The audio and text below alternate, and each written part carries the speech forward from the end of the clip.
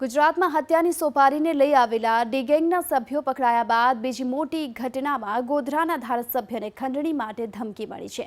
ધારાસભ્ય સી.કે. રાહુલજીને મોબાઈલ મેસેજથી ધમકી મળી, જેમાં 10 કરોડની ખંડણી માંગવામાં આવી છે। સાથે હત્યા કરવાની ધમકીભર્યો મોબાઈલ મેસેજ મળ્યો છે। મેસેજમાં રવિ પૂજારીના નામનો ઉલ્લેખ કરાયો છે। આ અગાઉ પણ આંકલાવના ધારાસભ્યને રવિ પૂજારીની ધમકી મળી હતી।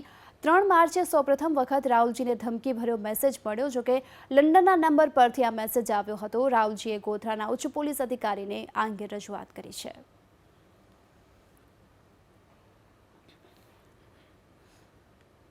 મેસેજ જોયા તો મેસેજમાં ગુજરાતીમાં પણ અંગ્રેજીમાં લખાણ એવા બે મેસેજ એ શુક્રવારના 11:07 11:07 અને બીજો એક મેસેજ 1:29 આ બંને મેસેજમાં એવું લખ્યું હતું કે 10 કરોડ આપી દો, નહીં તો પ્રજ્ઞેશ પટેલ કાઉન્સિલર જેને મારા માણસે ગોળી મારી એમ તમને પણ ગોળી મારી દેવામાં આવશે।